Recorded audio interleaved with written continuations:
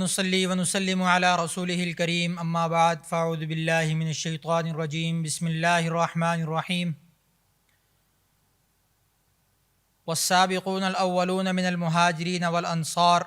والذين اتبعوهم بإحسان رضي الله عنهم ورضوا عنه صدق الله مولانا العظيم وصدق رسوله النبي الكريم الأمين ونحن على ذلك لمن الشاهدين والشاكرين والحمد للہ رب العالمین۔ معزز ناظرین کرام، السلام علیکم ورحمۃ اللہ وبرکاتہ۔ آج رمضان المبارک کا 9واں روزہ ہے اور ہم الحمدللہ پیام قرآن کے حوالے سے 11ویں پارے کی ابتدا کر رہے ہیں۔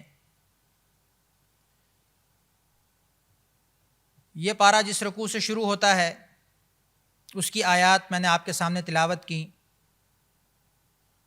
السابقون الاولون من المہاجرین والانصار، کہ اللہ رب العزت نے یہاں پر پہل کرنے والوں کی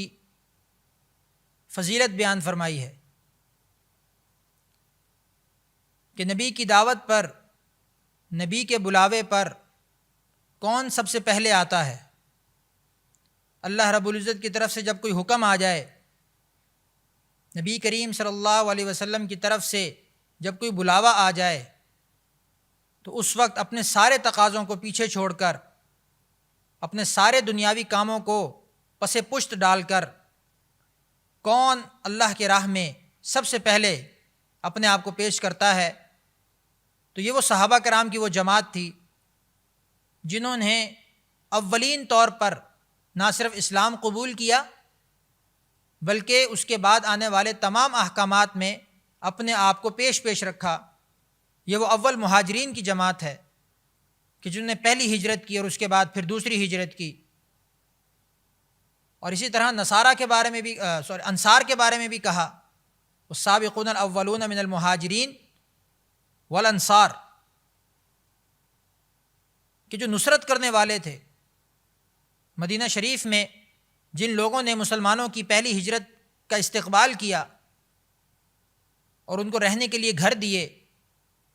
ان کو اپنے کاروبار میں حصہ دیا، نبی کریم صلی اللہ علیہ وسلم نے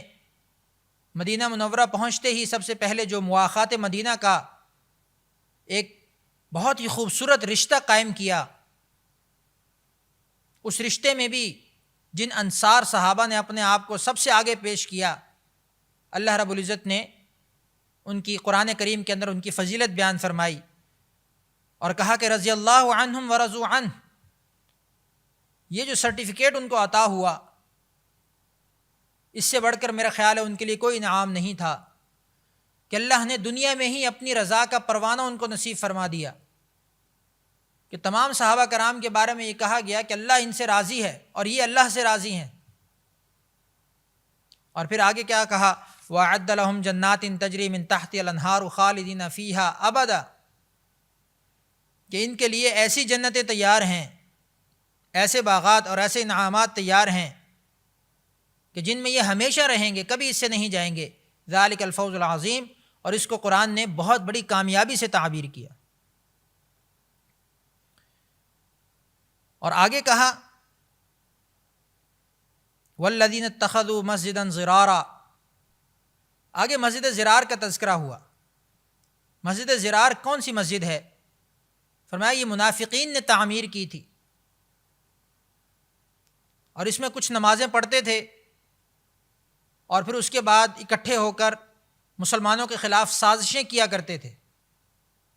کیونکہ ظاہری طور پر تو انہوں نے اسلام کا لبادہ اوڑھا ہوا تھا، ظاہری طور پر انہوں نے مسلمانیت کا لبادہ اوڑھا ہوا تھا، لیکن حقیقت میں چونکہ یہ کفار کے ساتھ ملے ہوئے تھے، ان کے دل کافر تھے، ان کے دلوں میں مرض تھا، اس وجہ سے وہاں بیٹھ کر یہ پھر اپنے اس مرض کو استعمال کرتے تھے اور مسلمانوں کے خلاف سازشیں بنا کرتے تھے۔ تو نبی کریم صلی اللہ علیہ وسلم کو وحی کے ذریعے اس بات کی اطلاع دی گئی اور اپنے بننے کے چند روز بعد ہی اس کو گرا دیا گیا کہ اللہ کے نبی نے فرمایا کہ یہ مسجد نہیں ہے، یہ مسجد زرار ہے۔ زرار کا معنی، یہ زرار زرر سے ہے، کہ نقصان پہنچانا، تکلیف پہنچانا، یہ مسلمانوں کو تکلیف اور نقصان پہنچانے کے لیے بنائی گئی ہے، اس لیے اس کو گرا دو۔ تو اسی سے علماء نے ایک اشارہ بیان فرمایا کہ دنیا میں جب بھی کوئی بھی مسجد تعمیر ہوتی ہے تو اس کا حقیقی مقصد صرف اور صرف اللہ کے کلمے کا احیاء ہے، اللہ کے دین کی سربلندی ہے، اللہ کے احکامات کی پابندی ہے۔ اگر خدا نہ خواستہ اس کے علاوہ کسی بھی مسجد کی تعمیر کا کوئی بھی اور ایسا مقصد ہے جو دین اسلام سے ہٹ کر ہے، جو شریعت سے ہٹ کر ہے، جو کسی دنیاوی فائدے کے لیے استعمال ہو رہی ہے، تو فرمایا کہ اس کی بناوٹ میں بھی غور کرنا چاہیے، اس کے مقصد میں بھی غور کرنا چاہیے کہ کہیں یہ مسجد زرار کے نقش قدم پر تو نہیں ہے۔ تو اس لیے اپنی تمام مساجد کے مقاصد میں ان چیزوں کو ضرور سامنے رکھنا چاہیے۔ اور اللہ رب العزت نے ارشاد فرمایا لا تقم فیہ ابدا، آپ اس مسجد کے اندر کبھی مت کھڑے ہوئیے، لمسجد اسس علی التقوی من اول یوم حق فیہ، بلکہ اس کے مقابلے میں جو دوسری مسجد ہے یعنی مسجد نبوی، بعض مفسرین کرام نے یہ جو لمسجد اسس علی التقوی اس کا مصداق مسجد نبوی کو قرار دیا ہے کہ وہ مسجد جس کی بنیاد تقوی پر رکھی گئی، جس کی بنیاد پرہیزگاری پر رکھی گئی، اس مسجد میں آپ کھڑے ہوں، اس مسجد میں آپ جائیں۔ جبکہ دیگر مفسرین نے اس جیسے کہ جس میں حضرت ابن عباس رضی اللہ تعالیٰ عنہ وغیرہ بھی شامل ہیں، انہوں نے کہا کہ اس مسجد سے مراد مسجد قباء ہے کہ جو مدینہ منورہ میں آتے ہی سب سے پہلی مسجد تعمیر کی گئی۔ اس کے بعد اگلے رکوع کے اندر اللہ رب العزت نے فرمایا ان اللہ اشتری من المؤمنین انفسهم واموالهم بان لهم الجنہ، کیا ہی خوبصورت آیت ہے۔ اللہ رب العزت فرماتے ہیں کہ اللہ نے مومنین کو، مومنین کی جانوں کو اور ان کے مالوں کو جنت کے بدلے میں خرید لیا ہے، کہ اب ہماری جان اور ہماری مال اب یہ اللہ کی ملکیت ہے، اس کے بدلے میں اللہ رب العزت ہمیں جنت عطا فرمائیں گے۔ اب اس ملکیت کا کیا مطلب ہے؟ جیسے دنیاوی ملکیت ہوتی ہے کہ ہم کوئی چیز کسی کو دے دیتے ہیں، بلکہ اس ملکیت کا مطلب یہ ہے کہ اب ہم نے اپنے مال کو اور اپنی جان کو اللہ کے راستے میں ہی خرچ کرنا ہے۔ اب یہ ہم نے اللہ کے ہاتھ میں دے دیے، مطلب یہ کہ اب اللہ کی مرضی کے مطابق اس کو استعمال کرنا ہے، جس چیز پر جس کا قبضہ ہوتا ہے اسی کے مطابق، اسی کی مرضی کے مطابق اس کو استعمال کیا جاتا ہے۔ اب ہم میں سے ہر مومن جو بھی اپنے آپ کو مومن کہتا ہے یا جو بھی مومن کی شرائط پر پورا اترتا ہے، اس آیت کی روح سے وہ اللہ کی ملکیت میں ہے، ہمارا تو سودا ہو چکا ہے، ہماری جانوں کا، مالوں کا جنت کے بدلے میں سودا ہو چکا ہے، ہمیں جنت ملنی ہے، اس کے بدلے میں ہم نے اپنی قیمت ادا کرنی ہے۔ تو اس نظریے کے ساتھ اور اس اپروچ کے ساتھ اپنی زندگی کو گزاریں کہ ہمیں جو جنت ملنی ہے اس کا سودا ہو چکا ہے اور ہم نے اپنی جان اور مال کو اسی جنت کے راستے میں خرچ کرنا ہے۔ اور آگے اللہ نے کیا فرمایا، اس کا ایک راستہ بیان فرمایا یقاتلون فی سبیل اللہ فیقتلون ویقتلون، کہ اس کا ایک راستہ یہ ہے کہ تم اللہ کے راستے میں قتال کرتے ہو، تم اللہ کے دین کی سربلندی کے لیے جہاد کرتے ہو، تم اللہ کے دین کو پھیلانے کے لیے اپنی جان اور مال کو خرچ کرتے ہو۔ فیقتلون، تم لوگوں کو قتل کرتے ہو، فیقتلون، پس پھر تم خود بھی شہید ہوتے ہو۔ وعدن علیہ حقا، فرمایا کہ یہ اللہ کی طرف سے سچا اور پکا وعدہ ہے، جس سے اللہ رب العزت ان اللہ لا یخلف المیعاد، اللہ اپنے وعدے سے کبھی بھی روگردانی نہیں کرتے۔ پھر آگے اللہ نے فرمایا یا ایھا الذین آمنوا اتقوا اللہ وکونوا مع الصادقین، کہ اے لوگو، اے ایمان والو، تم تقوی اختیار کرو، اللہ سے ڈرو، وکونوا مع الصادقین، اور سچے لوگوں کے ساتھ ہو جاؤ، سچائی کا دامن تھام لو، اپنے ہر فعل کے اندر، اپنے ہر قول کے اندر سچائی کے پہلو کو سامنے رکھو۔ سچائی کا تعلق صرف قول کے ساتھ نہیں ہوتا، یاد رکھیے، ہم جو بولتے ہیں وہ تو سچ ہونا ہی چاہیے، ہمارا جو عمل ہے، سچائی کا تعلق آپ کے عمل کے ساتھ بھی ہے، آپ کا عمل کتنا سچا ہے۔ عمل کی سچائی کیسے پرکھی جاتی ہے؟ عمل کا جھوٹ سچ کیسے پتہ چلتا ہے؟ اس کی جو کسوٹی ہے وہ اخلاص ہے کہ آپ کا عمل کس کے لیے ہے، آپ جو عمل کر رہے ہیں وہ کس کو دکھانے کے لیے ہے، اس کی بیس کیا ہے، اس کا ان پٹ کیا ہے، اس کا آؤٹ پٹ کیا ہے، وہ سارے عمل کا دار و مدار کس چیز پر ہے، وہاں سے آپ کے عمل کی سچائی بھی سامنے آتی ہے۔ تو اس اعتبار سے اللہ رب العزت نے فرمایا وَكُونُوا مَعَ الصَّادِقِينَ، تم سچے لوگوں کے ساتھ ہو جاؤ۔ کیونکہ ساتھ ہونے کا کیا مطلب ہے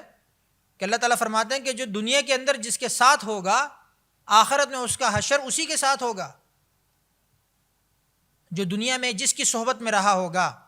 جو دنیا میں جس کی صحبت میں رہتا ہوگا، آخرت میں اسی کے ساتھ اس کا حشر ہوگا۔ فرمایا جب یہ حکم آیا تو صحابہ کرام کی خوشی کا کوئی ٹھکانہ ہی نہیں رہا، کیونکہ ان کو یہ اندازہ ہو گیا کہ ہم تو ساری زندگی نبی کریم صلی اللہ علیہ وسلم کے ساتھ رہے ہیں، تو ہمارا حشر اور ہماری آخرت بھی آپ علیہ الصلوۃ والسلام کے ساتھ ہی ہوگی۔ تو یہ اللہ رب العزت نے ضابطہ بیان فرما دیا۔ اور صادقین کون لوگ ہیں؟ جن پر اللہ رب العزت نے اپنا انعام فرمایا ہے، جن سے اللہ رب العزت خوش ہوئے ہیں۔ حضرت ابوبکر صدیق رضی اللہ تعالیٰ عنہ کو بھی سچا ہونے کا لقب دیا گیا، اور اس کا پس منظر بھی بڑا خوبصورت ہے کہ جب واقعہ معراج ہوا اور کفار کو پتہ چلا کہ مسلمانوں کے جو نبی ہیں وہ ایک ہی رات میں پہلے یہاں سے بیت المقدس گئے ہیں اور اس کے بعد 7 آسمان کا سفر کر کے راتوں رات واپس تشریف لے آئے، ایسا کیسے ہو سکتا ہے؟ کفار مکہ تو اس پر یقین کرنے کو تیار نہیں تھے، اور اس پر کسی نے جا کر حضرت ابوبکر صدیق رضی اللہ تعالیٰ عنہ کو یہ بات کہی کہ کیا تم نے سنا ہے کہ تمہارا نبی اس طرح کی بات کرتا ہے اور اس طرح کا دعویٰ کرتا ہے؟ تو حضرت صدیق اکبر رضی اللہ تعالیٰ عنہ نے کیا ارشاد فرمایا کہ اگر میرے نبی نے یہ کہا ہے تو یہ حق ہے اور سچ ہے، اس میں ذرا برابر بھی کسی قسم کے بھی شک کی گنجائش نہیں ہے۔ تو اس پر آپ کو صدیق کا لقب دیا گیا۔ اور ویسے بھی اللہ رب العزت نے جب اپنے انعام یافتہ لوگوں کا ذکر فرمایا، اولئک الذین انعم اللہ علیہم من النبیین والصدیقین والشہداء والصالحین، تو وہاں نبیوں کے بعد صدیقین کا ذکر ہوا۔ تو اس صدیقین کا الگ سے ذکر کرنے کی کیا حکمت ہے، کیا ضرورت تھی؟ کیونکہ وہ تو صالحین کے زمرے میں بھی آ سکتے ہیں کہ جو نیک اعمال کرتے ہیں، لیکن اس میں سچے آدمی کی فضیلت کو بیان کرنا مقصود تھا، سچ کی فضیلت کو بیان کرنا مقصود تھا کہ آپ کے دنیاوی معاملات میں یا دینی معاملات میں یا گھریلو معاملات میں، کسی بھی قسم کے معاملات میں آپ کے قول و عمل کی سچائی کس قدر اہمیت رکھتی ہے، آپ کے معاشرے کے سدھار میں یہ سچائی کتنی اہمیت کی حامل ہے، میں اور آپ سمجھ سکتے ہیں کہ آج جہاں ہر طرف جھوٹ کا دور دورہ ہے اور اس جھوٹ سے کتنے فساد مچتے ہیں، یہ بھی میرے اور آپ سے جو ہے وہ کوئی پوشیدہ نہیں ہے۔ حدیث مبارکہ میں آتا ہے کہ ایک شخص آئے کہ یا رسول اللہ مجھ سے بہت گناہ ہوتے ہیں، میں کیا کروں کہ مجھ سے سارے گناہ چھوٹ جائیں؟ تو اللہ کے نبی نے یہ نہیں کہا کہ سارے گناہ چھوڑ دو گے تو چھوٹیں گے، یہ توبہ کر لو، کیا کہا؟ ایک گناہ چھوڑ دو، ایک گناہ چھوڑ دو اور پھر دیکھو کیا ہوتا ہے، جھوٹ بولنا چھوڑ دو۔ تو ایک جھوٹ بولنا چھوڑا تو اللہ نے اس کی برکت سے سارے گناہ آہستہ آہستہ چھڑوا دیے۔ کہ اب اگر کوئی پوچھے گا کہ تم نے نماز نہیں پڑھی تو جھوٹ تو بول نہیں سکتا، شرمندگی ہوگی، سچ بولوں گا تو۔ کوئی پوچھے گا شراب پی ہے کہ نہیں پی تو جھوٹ بولوں گا تو شرمندگی ہوگی، اس لیے پینا چھوڑ دیا۔ تو اس طرح کرتے کرتے صرف جھوٹ کو چھوڑنے سے تمام برائیاں چھوٹ گئیں۔ تو اس اعتبار سے سچ کی اتنی فضیلت اور اتنی اہمیت کے ساتھ اس کو ذکر کیا گیا۔ پھر آگے اللہ رب العزت نے ارشاد فرمایا لقد جاءکم رسول من انفسکم عزیز علیہ ما عنتم، سورہ توبہ کی آخری آیات اور بہت ہی افضل آیات ہیں کہ اللہ رب العزت فرماتے ہیں کہ تم میں ایک رسول آیا ہے من انفسکم، جو تمہارے میں سے ہی ہے، حریص علیکم بالمؤمنین، تم پر حریص ہے، یعنی کہ تمہارے ایمان کے بارے میں، تمہارے نیک اعمال کے بارے میں وہ حرص کرتا ہے۔ فقل حسبی اللہ، پس کہا کہ حسبی اللہ، آپ کہہ دیجئے، اللہ فرماتے ہیں کہ اے نبی آپ کہہ دیجئے کہ مجھے تو میرا اللہ کافی ہے، وہ اللہ جس کے علاوہ کوئی معبود نہیں، اسی پر میرا بھروسہ ہے، وہو رب العرش العظیم، جو عرش عظیم کا رب ہے۔ تو توکل کا حکم دیا گیا کہ اللہ کی ذات پر توکل کیا جائے، اللہ کی ذات پر بھروسہ کیا جائے۔ اللہ پاک نبی کو سکھا رہے ہیں کہ آپ اس طریقے سے کہیے، تو نبی کو کہنا حقیقت میں امت کو کہنا ہوتا ہے، تو امت کو کہا جا رہا ہے کہ آپ توکل اختیار کیجئے، اللہ پر بھروسہ کریں۔ ٹھیک ہے، دنیا اسباب کی جگہ ہے، اسباب کو اختیار کریں، لیکن حقیقت میں نتائج کا جو بھروسہ ہے وہ اللہ کی ذات پر ہو، نتیجہ اللہ کی ذات پر چھوڑ دیا جائے، اور اسباب کو بھی اس لیے اختیار کیا جائے کہ اللہ کا حکم ہے اسباب کو اختیار کرنا۔ کچھ لوگ اس میں مزید افراد و تفرید کی طرف چلے جاتے ہیں، وہ بھی غلط ہے۔ کچھ لوگ صرف اسباب پہ ہی تکیہ کیے رکھتے ہیں، اسباب کو ہی اختیار کرتے ہیں اور انہی کے پیچھے لگے رہتے ہیں اور کہتے ہیں کہ اسی سے ہوگا، تو تکوینی اعتبار سے کبھی ہو بھی جاتا ہے اور کبھی نہیں بھی ہوتا۔ اور کچھ لوگ دوسری طرف سے انتہا کو پہنچ جاتے ہیں کہ بالکل اسباب کو اختیار کیے بغیر اللہ کی ذات پر توکل کرتے ہیں، اس کی بھی ممانعت ہے۔ حدیث میں آتا ہے کہ پہلے اونٹ کے پاؤں میں رسی باندھو حفاظت کے لیے اور پھر اللہ پر بھروسہ کرو۔ ہم یہ نہیں کہ دکان کھلی چھوڑ کر اور ہر چیز کھلی چھوڑ کر اور کچھ بھی چیز جو مال جائیداد جو بھی قیمتی چیزیں ان کو کھلا چھوڑ کر صرف اللہ پر توکل کر کے چلے جائیں، ایسا نہیں ہوتا، بلکہ اپنی طرف سے اسباب بھی اختیار کرنے ہیں، حفاظت کے جتنے اسباب ہیں وہ بھی اختیار کرنے ہیں، لیکن اس کے بعد اللہ پر بھروسہ کرنا ہے۔ تو یہ وہ توکل ہے جس کو سکھانا مقصود ہے۔ اس کے بعد آگے سورہ یونس شروع ہو رہی ہے۔ سورہ یونس جیسا کہ اس کے نام سے ظاہر ہے کہ اس میں حضرت یونس علیہ السلام کا تذکرہ ہے، اور یہ سورت بھی حروف مقطعات میں سے شروع ہو رہی ہے، الف لام را۔ اس سے پہلی سورت بھی اسی حرف سے شروع ہوئی، اس کے بعد والی صورتیں بھی، سورہ ہود بھی اسی سے شروع ہو رہی ہے۔ تو اس سورت کے اندر اللہ رب العزت نے شروع میں اپنی قدرت کو بیان فرمایا، ان ربکم اللہ الذی خلق السماوات والارض فی ستۃ ایام ثم استوى علی العرش، کہ اللہ فرماتے ہیں کہ تمہارا رب وہ ذات ہے کہ جس نے زمین اور آسمان کو 6 دنوں میں پیدا کیا اور پھر وہ عرش پر مستوی ہوا، اور پھر وہیں سے وہ تمام امور کی تدبیر کرتے ہیں۔ اور پھر آگے مومنین کی صفات بیان فرمائیں کہ مومن کون لوگ ہیں، کہ وہ لوگ جو ایمان لائے اور نیک اعمال کیے، ان کو ان کے رب نے ایمان کی طرف ہدایت دی، تو ان کے لیے باغات ہیں اور جنت کے انعامات ہیں۔ پھر اگلے رکوع کے اندر اللہ رب العزت نے ارشاد فرمایا، فمن اظلم ممن افترى على الله كذبا او كذب بآياته انه لا يفلح المجرمون، کہ سب سے ظالم شخص کو بیان کیا کہ ظلم کی انتہا پر کون شخص ہو سکتا ہے، فمن اظلم، اس سے زیادہ ظالم کون ہو سکتا ہے، ممن افترى على الله كذبا، جو اللہ پر جھوٹ باندھتا ہے، جو اللہ پر جھوٹی باتیں منسوب کرتا ہے اور اللہ کی آیات کو جھٹلاتا ہے، اللہ کی باتوں کو جھوٹ بناتا ہے، تو یہ سب سے بڑا مجرم ہے۔ اور اللہ فرماتے ہیں کہ مجرمین کے لیے کبھی بھی کوئی بھی کامیابی نہیں ہو سکتی، وہ کبھی کامیاب نہیں ہوں گے۔ اور اسی طرح اگلی آیت کے اندر اگلے رکوع کے اندر ارشاد فرمایا، قل من یرزقکم من السماء والارض، پھر اپنی قدرت کا بیان ہے کہ اے نبی آپ کہہ دیجئے، ان کفار سے پوچھئے، ان کو کہیے، من یرزقکم من السماء والارض، وہ کون سی ذات ہے جو تمہیں زمینوں اور آسمان میں سے رزق دیتی ہے؟ رزق کا ذمہ تو اللہ کے ذمے ہے نا.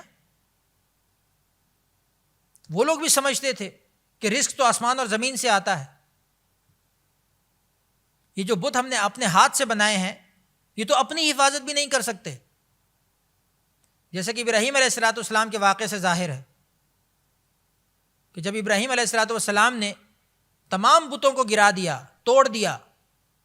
اور کلہاڑا سب سے بڑے بت کے کندھے پر رکھ دیا، تو جب قوم آئی تو پوچھا کہ یہ کس نے کیا ہے؟ فرمایا کہ دیکھ لو، جس کے کندھے پر کلہاڑا ہے اسی نے کیا ہوگا. تو یہ ان کو بھی یقین تھا کہ یہ تو کچھ نہیں کر سکتے، نہ تو سب سے بڑا بت ان کو توڑ سکتا ہے اور نہ وہ جو ٹوٹنے والے ہیں وہ اپنی خود حفاظت کر سکتے ہیں. تو اس اعتبار سے تو یہ تو کسی چیز کے مالک نہیں ہے. تو اللہ رب العزت نے فرمایا تو پھر ان سے پوچھئے کہ ان کو زمین و آسمان سے رزق کون دیتا ہے، ان کی سماعتوں کا اور ان کی بصارتوں کا مالک کون ہے؟ کون ہے جو زندہ میں سے مردے کو پیدا کرتا ہے اور مردہ میں سے زندے کو پیدا کرتا ہے؟ یعنی مرغی میں سے انڈا پیدا ہوتا ہے جو بظاہر مردہ ہے، اور مردہ زمین سے اللہ تعالیٰ فصل کو اگا دیتا ہے.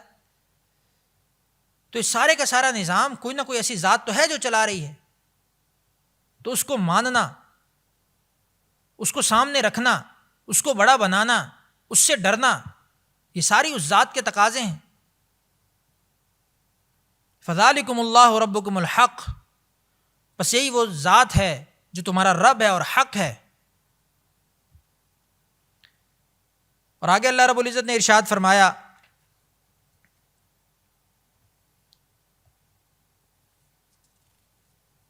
وَيَقُولُونَ مَتَىٰ هَٰذَا الْوَعْدُ إِن كُنتُمْ صَادِقِينَ، اور وہ کہتے ہیں کہ کب ہے یہ وعدے کا دن اگر تم سچے ہو. یہ آیت قرآن پاک میں کئی جگہ آئی ہے اور یہ کفار مکے کا وتیرے کے طور پر بیان کیا گیا کہ یہ بار بار ان کا یہ عقیدہ تھا کہ دنیا یہی ہے، اس کے بعد کچھ نہیں ہے. اور وہ ہمیشہ یہ سوال کیا کرتے تھے نبی علیہ الصلوۃ والسلام سے کہ جس قیامت کی تم بات کرتے ہو، جس یوم آخرت کا تم تذکرہ کرتے ہو، جس ایک دوسری زندگی کی تم ہمیں نصیحت کرتے ہو، اس کے بارے میں ہمیں باتیں بتاتے ہو، تو وہ کب آئے گی؟ وہ کب ایسا واقعہ ہوگا کہ جب ہمیں یہ ساری چیزیں ہمارے سامنے ہو جائیں گی؟ تو ہمیشہ سے اللہ کی طرف سے یہ جواب ہوتا تھا کہ اس کا وقت آئے گا، جب اس کا موقع آئے گا پھر کسی کو فرار کا راستہ نہیں ملے گا. اس لیے اس بات کو ہی تم مان لو، حق سچ کر کے تسلیم کر لو. اس میں اس طرح کی مین میخ مت نکالو، اعتراضات مت کرو. اس کا وعدہ مقرر ہے، اس کا وقت مقرر ہے، یہ اپنے وقت مقرر پر آئے گی. اس کے بعد اللہ رب العزت نے آگے فرمایا وَاتْلُ عَلَيْهِمْ نَبَأَ نُوحٍ، کہ آپ اپنی قوم کو نوح علیہ الصلوۃ والسلام کے واقعات بتائیے، ان کے بارے میں جو قرآن کے اندر ذکر ہے، جو ہم نے آپ کو بتایا وہ بتائیے، تاکہ مسلمانوں کو اس سے عبرت ہو اور کافروں کو بھی اس سے عبرت ہو. مسلمانوں کو عبرت ہوگی، اس کا مطلب یہ ہے کہ وہ جس راستے پر چل رہے ہیں اس پر مزید مستقیم ہو جائیں گے، مزید پختہ ہو جائیں گے، ایمان کی مضبوطی حاصل ہوگی. اور کافروں کو عبرت ہو تاکہ وہ اس سے ڈریں اور ان کے سامنے ایک مثال ہو کہ دیکھیں اگر اس طرح ہوا تو ہمارا انجام بھی وہی ہوگا جو قوم نوح کا ہوا تھا. تو قرآن پاک میں جب بھی پرانی قوموں کے واقعات ذکر کیے جاتے ہیں یا انبیاء کرام علیہ الصلوۃ والسلام کے واقعات کا تذکرہ کیا جاتا ہے تو ان کا مقصد یہی ہوتا ہے کہ ہر دو قوم کے لیے عبرت کا سامان ہو. اور اس عبرت کا اطلاق ظاہر ہے کہ مسلمانوں اور کافروں کے اعتبار سے الگ الگ ہوگا، جیسے کہ میں نے عرض کیا. اور اس کے بعد اللہ رب العزت نے آگے ارشاد فرمایا قُلْ يَا أَيُّهَا النَّاسُ إِن كُنتُمْ فِي شَكٍّ مِّن دِينِي فَلَا أَعْبُدُ الَّذِينَ تَعْبُدُونَ مِن دُونِ اللَّهِ وَلَٰكِنْ أَعْبُدُ اللَّهَ الَّذِي يَتَوَفَّاكُمْ، کہ اے آپ کہہ دیجئے، نبی کو کہا جا رہا ہے کہ آپ کہہ دیجئے کہ اگر تم میرے دین کے بارے میں کسی بھی شک میں ہو تو مت عبادت کرو تم ان لوگوں کی جو عبادت کرتے ہیں اللہ کے علاوہ کسی اور کی، لیکن تم عبادت کرو اللہ کی، لیکن میں عبادت کرتا ہوں اللہ کی جس کے پاس مجھے لوٹ کر جانا ہے۔ تو اللہ رب العزت کی طرف سے یہ کہا گیا بار بار کہ آپ لوگوں کو ڈرائیے، لوگوں کو میری ذات کا تعارف کروائیے، لوگوں کو یہ بتائیے کہ میری ذات کیا ہے۔ اور اس کے بعد بھی اگر لوگ میری طرف نہیں آتے، میری بات کو نہیں مانتے، تو پھر اس کے بعد آگے اللہ کا جو نظام ہے، تکوینی نظام، وہ چلتا ہے۔ اور پھر اگر کبھی معجزے کی ذکر ہوتا ہے، کسی معجزے کی فرمائش کی جاتی ہے، تو اللہ کے حکم سے نبی کے ہاتھ پر اس کا بھی ظہور ہوتا ہے، اور اگر اس کے بعد بھی وہ امت نہیں مانتی تو پھر اللہ تعالیٰ کی طرف سے حجت تام ہو جاتی ہے اور پھر عذاب آتا ہے۔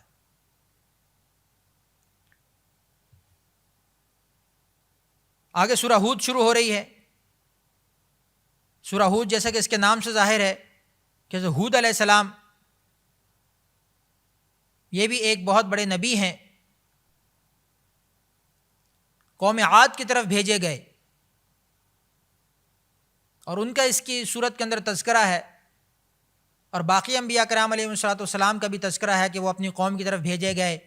اور انہوں نے کس طرح کی تعلیمات دیں۔ حضرت نوح علیہ السلام کا تذکرہ ہے، حضرت شعیب علیہ السلام کا تذکرہ ہے، حضرت صالح علیہ السلام کا تذکرہ ہے کہ وہ کیسے اپنی قوموں کی طرف بھیجے گئے اور انہوں نے کس طرح کی تعلیمات دیں، اور ان تعلیمات کے باوجود اگر جو لوگ ایمان نہیں لائے تو اللہ نے مختلف طریقے سے ہر قوم کو عذاب دے کر ہلاک کیا۔ تو اس 12ویں پارے کے اندر اللہ رب العزت نے ابتدائی طور پر اس صورت کو نازل فرمایا، اور آگے کہا اولئک الذین خسروا انفسہم، کہ جو لوگ اللہ کی ذات کو نہیں مانتے، نبی کی بات کو نہیں مانتے، اللہ کی طرف سے وہ اپنی ذات کے خسارے میں ہیں۔ پھر آگے وَلَقَدْ أَرْسَلْنَا نُوحًا إِلَىٰ قَوْمِهِ، قوم نوح کی بات ہوئی کہ اللہ رب العزت کے حکم سے نوح علیہ السلام نے اپنی قوم کو اللہ کی طرف بلایا اور کہا انی لکم نذیر مبین، کہ میں واضح طور پر تمہیں ڈرانے کے لیے آیا ہوں کہ اللہ تعبدوا الا اللہ، کہ تم اللہ کے علاوہ کسی کی عبادت مت کرو، اور میں تمہیں دردناک دن کے عذاب سے ڈرانے کے لیے آیا ہوں۔ لیکن ان کی قوم نے ان کی بات کو نہیں مانا، تو اللہ رب العزت کی طرف سے حکم ہوا کہ تم ایک کشتی بناؤ، اور جتنے بھی لوگ تمہاری بات کو ماننے والے ہیں وہ اس کے اندر سوار ہو جائیں۔ تو یہاں پر اللہ رب العزت نے ایک واضح ضابطہ بیان فرما دیا کہ نبی کی بات کو جو مانے گا وہی کامیاب ہے، پھر چاہے وہ نبی کا بیٹا ہے یا کوئی بھی ہے، اگر وہ بات کو نہیں مانے گا اللہ رب العزت اس کو کسی رشتے کا لحاظ کیے بغیر ناکام فرمائیں گے۔ وَنَادَى نُوحٌ ابْنَهُ وَكَانَ فِي مَعْزِلٍ يَا بُنَيَّ ارْكَب مَعَنَا وَلَا تَكُن مَعَ الْكَافِرِينَ، کہ نوح علیہ السلام نے جب اپنے بیٹے کو پکارا اور کہا کہ تم میرے ساتھ آ جا، کافروں کے ساتھ مت مل، لیکن اس نے اس بات کو نہیں مانا، نہیں سمجھا، اور کہا سآوی الی جبل یعصمنی من الماء، کہ میں تو پہاڑی پر چڑھ جاؤں گا، پانی آئے گا، طوفان آئے گا تو میں تو پہاڑی پر چڑھ جاؤں گا، میں وہاں سے بچ جاؤں گا۔ تو نوح علیہ السلام نے فرمایا کہ آج کے دن اللہ کے حکم کے بغیر کوئی کسی چیز سے نہیں بچ سکتا۔ لا عاصم اليوم الا من امر اللہ، لا عاصم اليوم من امر اللہ الا من رحم، کہ جس پر اللہ رحم کرے گا وہی بچے گا۔ وحال بینہم الموج،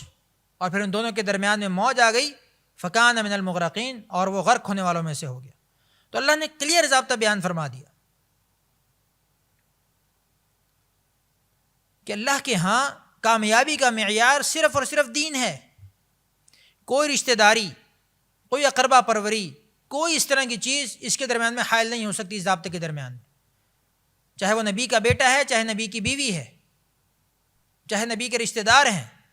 دین پر نہیں ہیں، اللہ کے نزدیک ناکام ہیں۔